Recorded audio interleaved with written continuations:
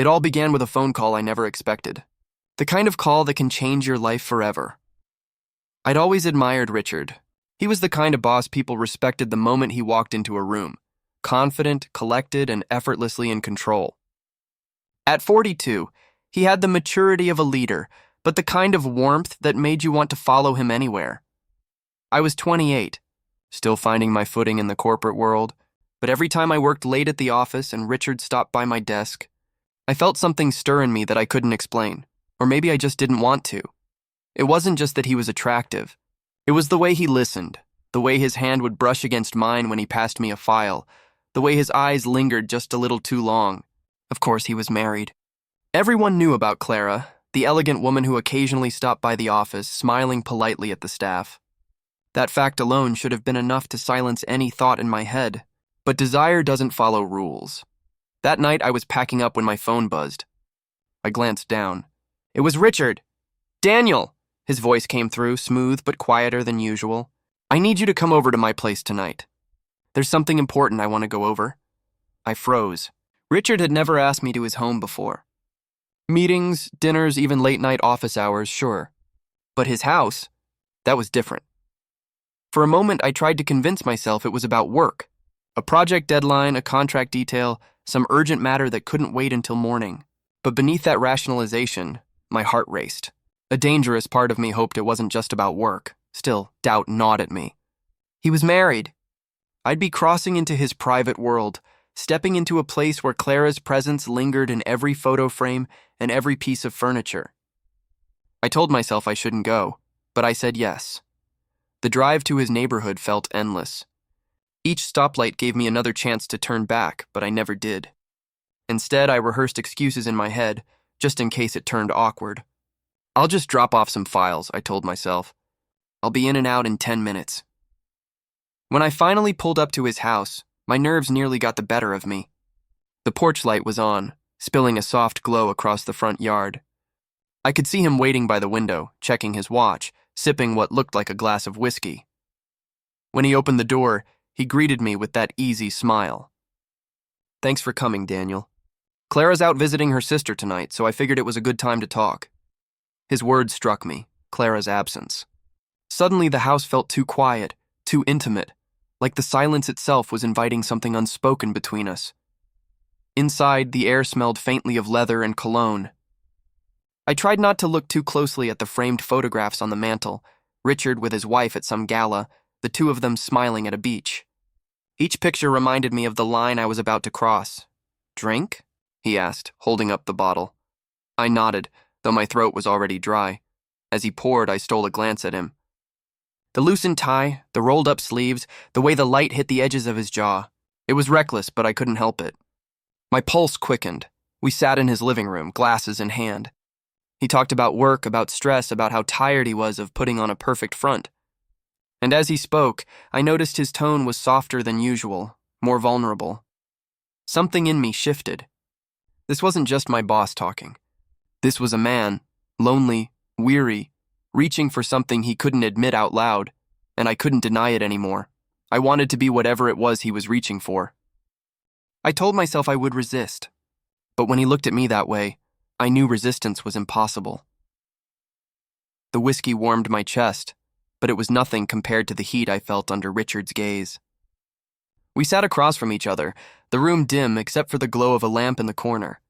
For a moment, silence stretched between us, thick, loaded, almost unbearable. He swirled the amber liquid in his glass and sighed. "You know, Daniel, people think I have it all figured out. Good job, nice house, stable marriage." He chuckled bitterly. "But sometimes I feel like I'm living someone else's life." I didn't know what to say. My instinct was to comfort him, but I also knew this wasn't the kind of confession a boss casually shared with an employee. This was personal, intimate, dangerous. I cleared my throat. "Everyone admires you, Richard. You've always been someone I look up to." His eyes met mine, sharp and searching, like he was trying to read between my words. "Is that all?" he asked softly. The question lingered in the air, heavier than any deadline or boardroom discussion we'd ever had. My pulse raced. He was giving me an opening, a chance to either step back or dive headfirst into something that could ruin us both. I swallowed hard. No, I admitted. It's not all. He leaned closer, setting his glass down. Then tell me. My hands trembled slightly, but I forced the words out. I've thought about this. About you. More than I should. The corner of his mouth lifted, not quite a smile, but something close. So have I. For a long second, neither of us moved. The tension was unbearable, like the world was holding its breath. Then, slowly, he reached out and touched my hand. His fingers were warm, steady, deliberate. That single touch broke whatever dam we'd been holding back. Before I knew it, he was beside me on the couch. Our shoulders brushed, and I could feel the weight of his presence, the heat radiating between us. He smelled faintly of whiskey and cologne, a scent that would etch itself into my memory forever. You shouldn't be here, he whispered, though his hand never left mine. Then why did you call me? I whispered back. That silenced him. His jaw tightened, his eyes searching mine as though he needed me to give him permission. I did, not with words, but with the way I leaned in, closing the space between us. When our lips finally met, it was both a release and a spark. Gentle at first, then urgent, desperate, like years of restraint had collapsed in an instant. His hand cupped the back of my neck, pulling me closer, and I let go of every doubt I'd carried on the drive here. There was no boss and employee anymore. No husband and outsider, just two men caught in a storm of desire neither of us could control. We pulled apart briefly, both breathing hard. He looked at me, eyes dark, conflicted but unwilling to stop. This is wrong, he said. I know, I replied, my voice barely steady. But it feels real. And with that, he kissed me again, harder this time, like he was surrendering to everything he'd been holding back. The rest of the night blurred into sensations and whispers. His hands, my heartbeat, the way we clung to each other as though we were afraid the moment would vanish if we let go. Every touch carried the weight of secrecy, every breath a reminder of the line we had crossed. At some point, I realized there was no going back. Not for him, not for me. We had broken something sacred, but in its place we had found something raw and undeniable.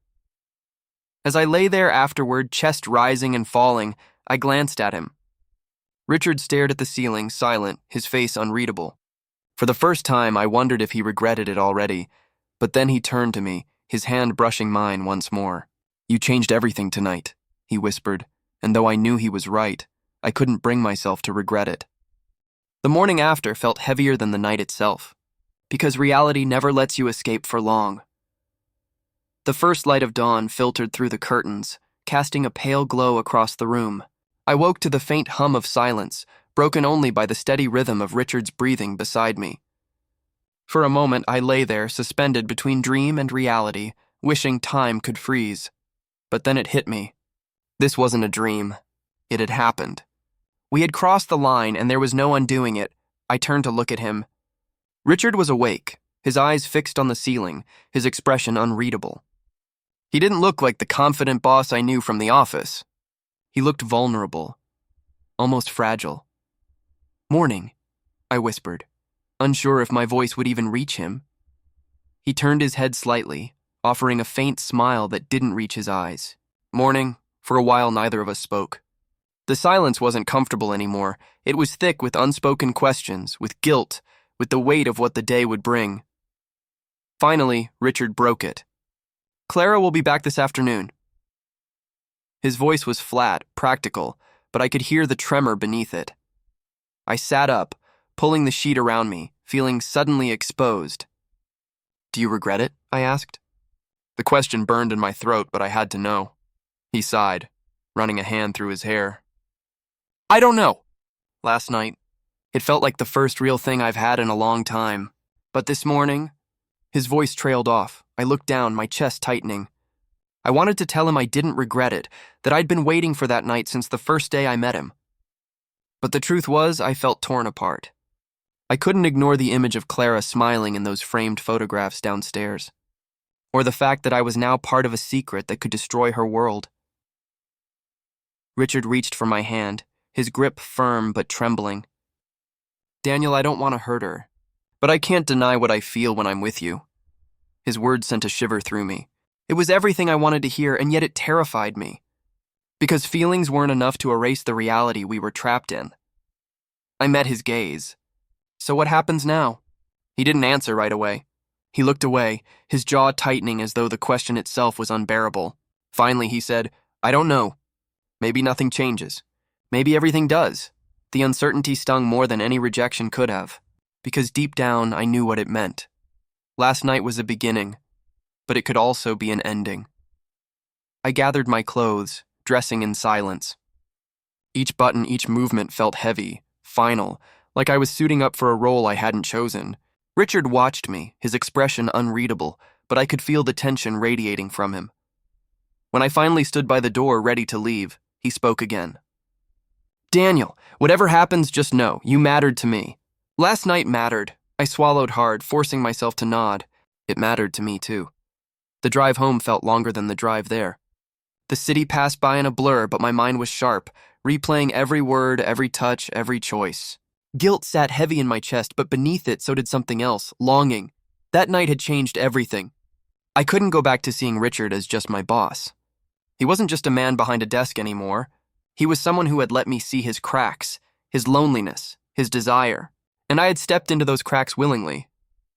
But where did that leave us? Was I the mistake he'd bury under layers of denial, or was I the secret he'd return to when the weight of his life became too much? I didn't know. What I did know was this. I had crossed into a place where rules no longer applied. I was no longer just Daniel, the ambitious employee. I was Daniel, the man who had shared a night with someone he could never truly have. And whether it ended in heartbreak or something more, I would never forget the way Richard looked at me when he said, "You changed everything," because he was right. That night had changed everything, forever.